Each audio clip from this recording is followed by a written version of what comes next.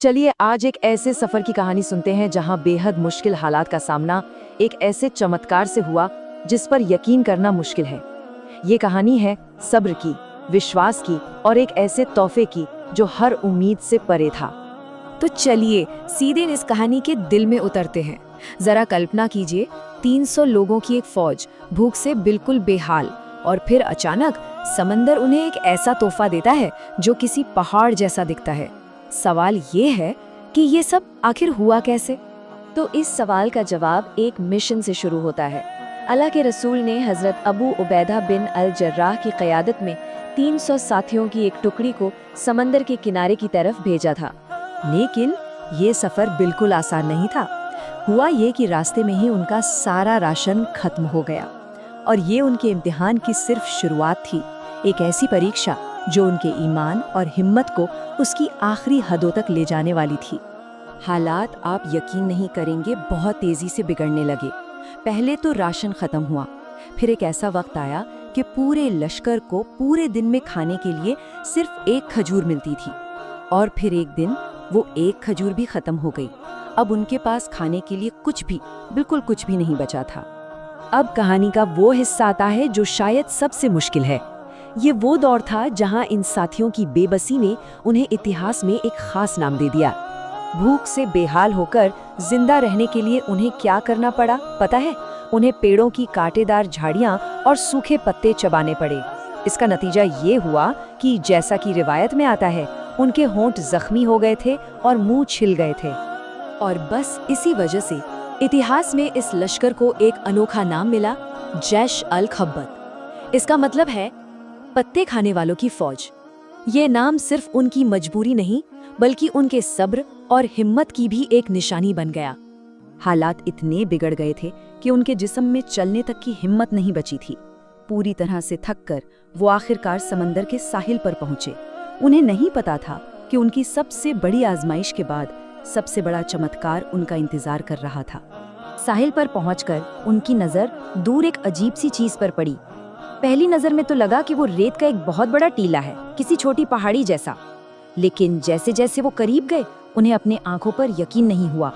वो कोई रेत का टीला नहीं था, वो थी एक बहुत बहुत बड़ी मछली जिसे समंदर की लहरों ने किनारे पर फेंक दिया था।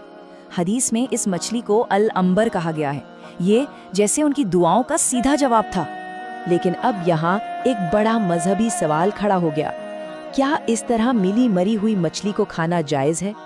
हजरत अबू उबैदा ने एक पल सोचा, लेकिन फिर उन्होंने फैसला किया कि हम अल्लाह के रसूल के मिशन पर हैं, अल्लाह के रास्ते में हैं और बेहद मजबूर हैं, तो यकीनन ये अल्लाह का ही भेजा हुआ रिज्क है। और वो क्या कमाल का रिज्क था। वो एक मछली एक दो लोगों के लिए नहीं, पूरे 300 लोगों के लश्कर के लिए 1 महीने तक काफी थी। चलिए अब इस चमत्कार के साइज को देखते हैं जो वाकई हैरान करने वाला है। अच्छा, वो मछली कितनी बड़ी थी, इसका अंदाजा कैसे लगाएं? बस एक बात से समझिए।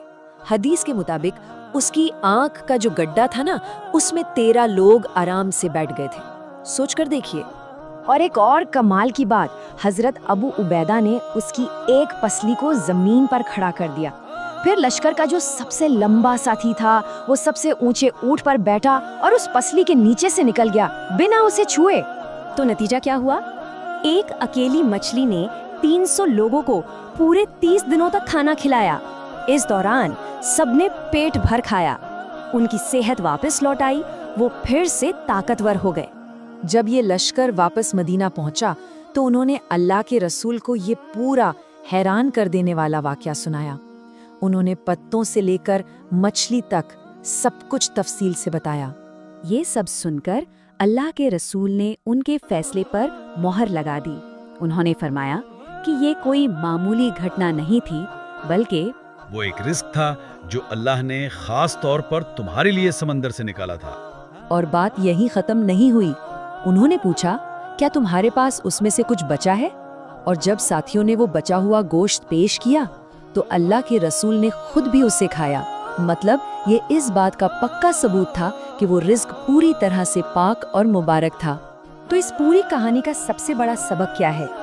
वो ये है कि अल्लाह पर जो भरोसा रखते हैं ना, उनको वो वहाँ से देता है जहाँ से इंसान गुमान भी नहीं कर सकता। جب سارے دروازے بند لگتے ہیں تب وہ ایک نیا بالکل ان ایکسپیکٹڈ راستہ کھول دیتا ہے۔ یہ کہانی ہمیں سوچنے پر مجبور کرتی ہے کہ جب امید کی کوئی کرن نہ دکھے تب بھی بھروسہ رکھنا کتنا ضروری ہے، اور ایک سوال بھی پیچھے چھوڑ جاتی ہے، ایسا کیوں ہوتا ہے کہ زندگی میں مدد ٹھیک اسی جگہ سے آتی ہے جہاں سے اس کی کوئی امید ہی نہیں ہوتی؟